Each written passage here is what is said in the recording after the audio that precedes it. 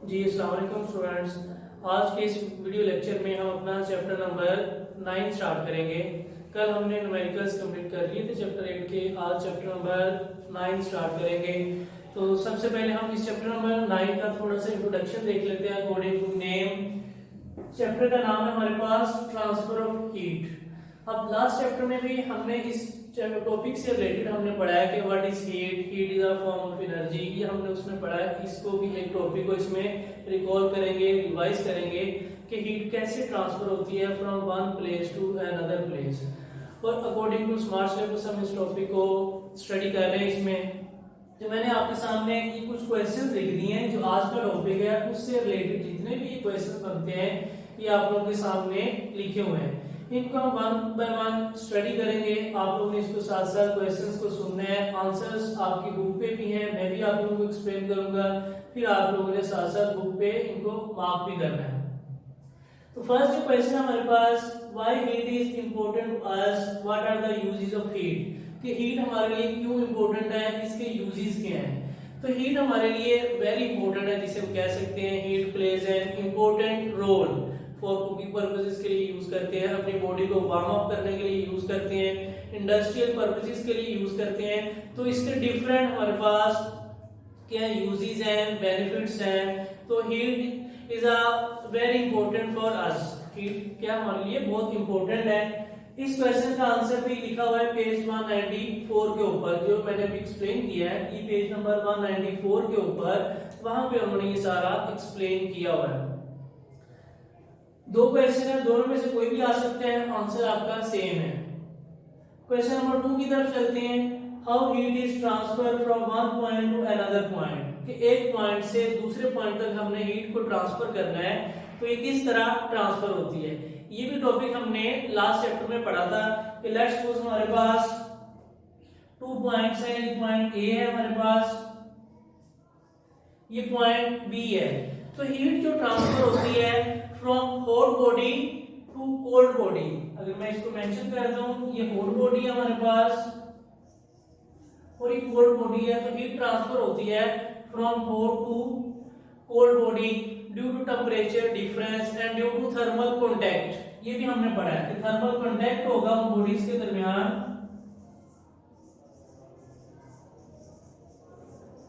Thermal contact होगा उन bodies के दरमियान और टेम्परेचर डिफरेंस होगा। तो फिर हीट फ्लो करेगी from hot body to cold body. इसका क्वेश्चन का आंसर पेज नंबर 195 के ऊपर मेंशन है, जो मैंने अभी आपको एक्सप्लेन किया है कि heat flows from one body to another body due to thermal contact and due to temperature difference between body from hot to cold parts of that body. कि हॉट पॉइंट से कोल्ड पॉइंट तक heat transfer करेगी। Okay, next question की तरफ चलते हैं हम। How many ways methods of transfer of heat. कितने मेथड्स हैं, वेज हैं जिनके थ्रू हम हीट को ट्रांसफर कर सकते हैं from one point two another point. तो आपके सिलेबस के अकॉर्डिंग हमारे पास 9th क्लास के लेवल तक 3 मेथड्स हैं हमारे पास। अब 3 मेथड्स कौन कौन से हैं। नंबर 1 कंडक्शन, ये एक मेथड है, इसके थ्रू हीट ट्रांसफर करते हैं।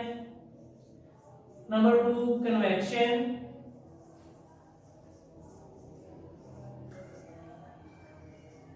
And number 3 radiation.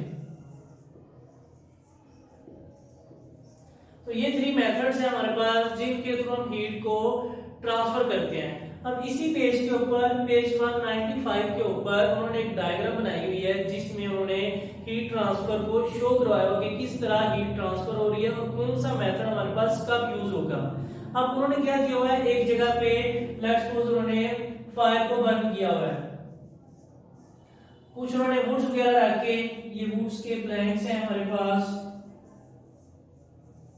इनको बर्न कर रहे हैं। तो हमारे पास क्या हो रही है, आग इसमें से निकल रही है, फायर इसमें से काफी ज्यादा प्रोड्यूस हो रही है। ये क्या है, फायर हमारे पास। अब हमने देखना है, कहता है अगर हम इसके ऊपर डायरेक्ट हमने हैंड्स किए हुए हैं, इस फायर के ऊपर डायरेक्ट हैंड्स हमारे, जैसे हम कहते हैं कि नीचे हीटर लगा हुआ है, हीटर के ऊपर अगर हमने हाथ रखे हुए हैं तो जो हीट है हमारे पास डायरेक्ट पहुंच रही है। इस मेथड को नेम देते हैं कन्वेक्शन का, जिसके थ्रू डायरेक्ट हीट हम तक पहुंचती है। और अगर कोई पर्सन रूम के साइड पे या हीटर एक सेंटर में लगा हुआ है और दूसरी साइड पे वो बैठा हुआ है, तो हम देखते हैं कि उसके पास भी हीट पहुंच रही है। ये वाला जो मेथड था डायरेक्ट जो हैंड्स के ऊपर हमारे हीट पड़ रही होती है, ये वाला मेथड होता है कन्वेक्शन।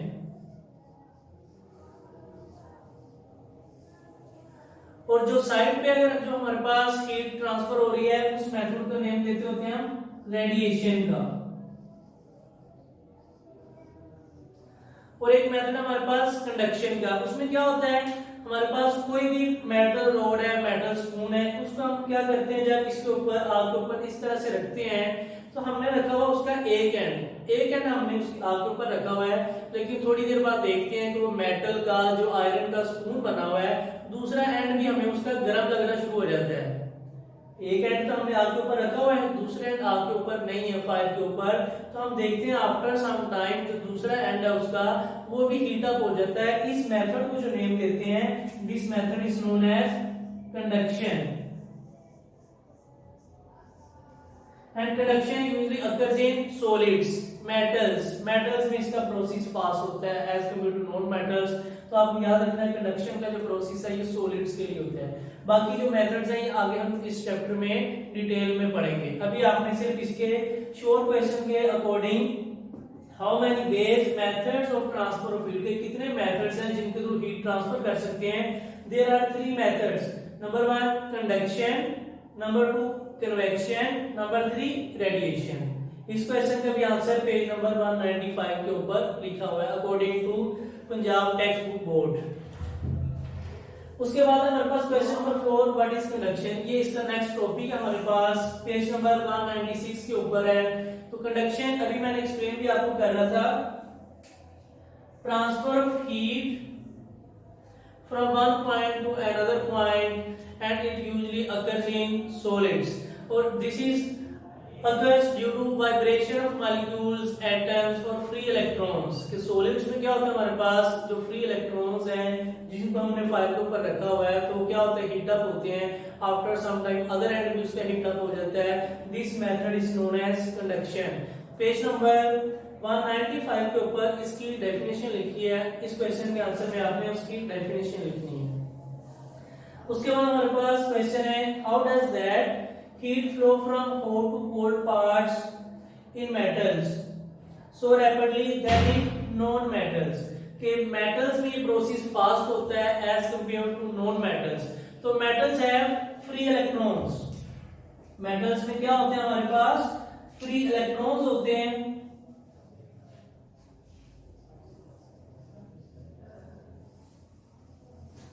मेटल्स में हमारे पास फ्री इलेक्ट्रॉन्स होते हैं। जब हम उनको हीट अप कर रहे होते हैं तो उनकी एनर्जी क्या हो जाती है, जिसे हम काइनेटिक मॉलिक्यूलर एनर्जी कहते हैं या थर्मल एनर्जी कहते हैं, वो क्या हो जाती है, इंक्रीज होती है। On heating energy of free electrons goes on increase and very rapidly, बहुत फास्ट क्या होती है, उनकी एनर्जी इंक्रीज होती है रैपिडली, जिस वजह से हम कहते हैं कि जो मेटल्स हैं उनमें क्या होती है, ट्रांसफर ऑफ हीट का प्रोसेस रैपिड होता है, फास्ट होता है as compare to non metals. कोई नॉन मेटल्स में फ्री इलेक्ट्रॉन्स नहीं होते। तो इस क्वेश्चन के आंसर में ये लिखना है आप लोगों ने। पेज नंबर 196 के ऊपर इस क्वेश्चन का आंसर आप लोगों के पास लिखा हुआ है। ओके, अब हम ये जो क्वेश्चन मिस हो गया उसको देखते हैं।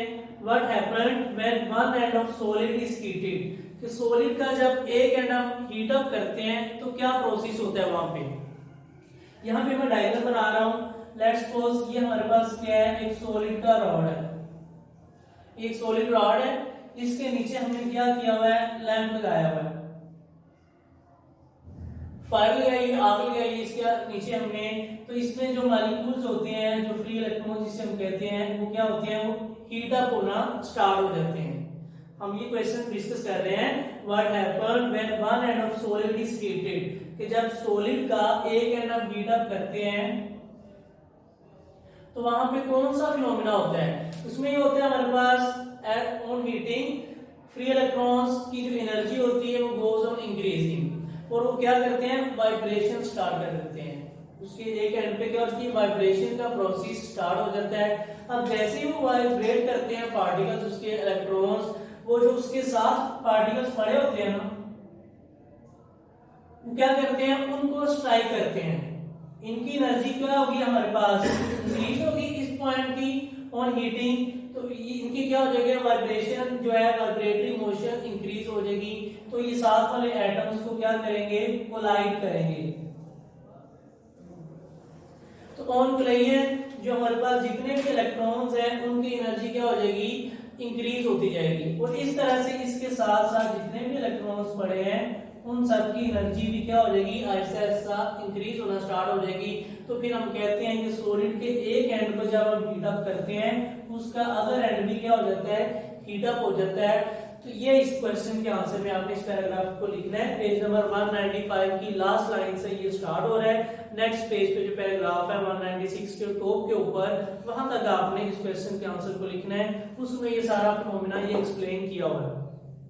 अब चलते हैं हम अपने नेक्स्ट क्वेश्चन नंबर 7 की तरफ कि what is the rate of flow of heat, कि rate of flow of heat क्या होता है। अब हमने लेट्स सपोज ये हमारे पास एक उसी तरह से मेटल रॉड है, कोई भी मेटल है हमारे पास, इसको क्या कर रहे हैं हम, हीट अप कर रहे हैं। तो इसकी एनर्जी क्या होगी, चेंज होगी। इस पॉइंट की एनर्जी कुछ और होगी हमारे पास, और इस पॉइंट के ऊपर एनर्जी या टेम्परेचर कुछ और होगा।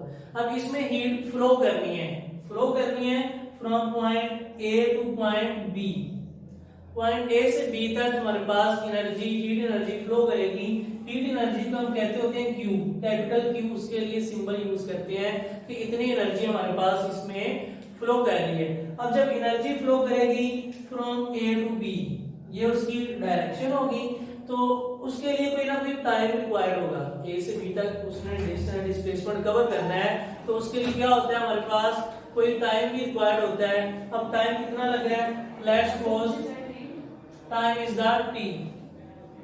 तो Q is the energy, heat energy, and time T से रिक्वायर्ड था।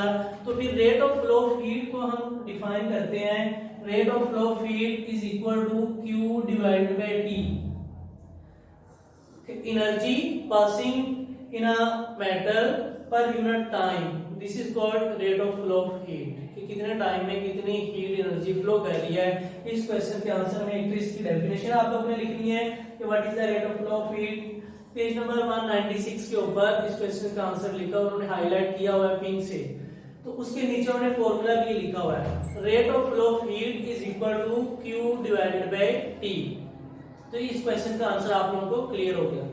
अब जो नेक्स्ट है, do you know, page number 196 के ऊपर बना हुआ है, लेफ्ट साइड पे जो बॉक्स बना हुआ है, do you know, page number 196 के ऊपर उसका क्वेश्चन उन्होंने पहले लिखा हुआ है, फिर उसके अंदर उन्होंने आंसर भी बताया हुआ है। कहते why styrofoam boxes are used to keep food hot और ice cream cold for a long time. Long time के लिए स्टाइरोफोम बॉक्सेस क्या करते हैं, जो फूड है, जो हॉट हमने उसके अंदर फूड रखी है वो हॉट ही रहती है, और जो आइसक्रीम कोल्ड रखी है हमने वो लॉन्ग टाइम के लिए कोल्ड ही रहती है। Why?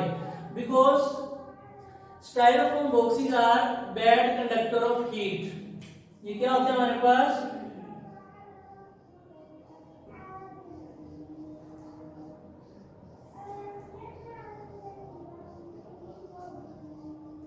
Bad conductors of heat. तो इसका ये मतलब है कि जो स्टाइरोफोम बॉक्सेस इसलिए यूज किए जाते हैं कि बैड कंडक्टर्स ऑफ हीट, ना तो हीट को एंटर होने देते हैं अंदर, और जो हीट हमने एंटर करवा दी है, जो हॉट बॉडी रखती है, उसमें से हीट को एग्जिट भी नहीं होने देंगे। कि अगर स्टाइरोफोम बॉक्स अगर यहाँ पे बनाया जाए, ये हमारे पास स्टाइरोफोम बॉक्स है क्यूबिकल शेप में, ये स्टाइरोफोम है हमारे पास, इसमें क्या करनी है, हमने कोई भी हॉट फूड रखी हुई है। अब इंटरनल साइड पे उसका टेम्परेचर, उसकी हीट एनर्जी ज्यादा होगी। तो ये स्टाइरोफोम बॉक्सेस की जो वॉल्स होती हैं, ये उसकी वॉल्स है हमारे पास, जो हीट इसमें से बाहर निकलेगी ये उसको क्या करेंगी, रेजिस्ट करेंगी, क्योंकि बैड कंडक्टर ऑफ हीट है, जिसे हम इंसुलेटर भी कह सकते हैं। कि अगर वुड में भी अगर हम कोई चीज स्टोर करते हैं वुड के वुडन बॉक्स के अंदर, वो भी ज्यादा देर के लिए उसका टेम्परेचर वही रहता है, ना ज्यादा फास्ट क्या होता है, डिक्रीज होता है, ना ही ज्यादा फास्ट से वो इंक्रीज होता है फास्ट प्रोसेस से। तो इस वजह से हम इनको स्टाइरोफोम बॉक्सेस को यूज करते हैं जी। ये था आज का हमारा टॉपिक, पेज नंबर 194 से लेकर पेज नंबर 196 तक हमने इसको डिस्कस किया है। ये सारे शॉर्ट क्वेश्चन मैंने आप लोगों को मार्क करवा दिए हैं, तो ये आप लोगों ने इनको अच्छी तरह से लर्न करना है। अगर फिर भी आपको कोई इसमें कंफ्यूजन है, कोई आपको मसला है, तो आप लोग कमेंट सेक्शन में मुझसे क्वेश्चन पूछ सकते हो। इसके बाद हमारी जो ऑनलाइन क्लास होगी उसमें भी आप लोग क्वेश्चन पूछ सकते हैं। ओके, अल्लाह हाफिज।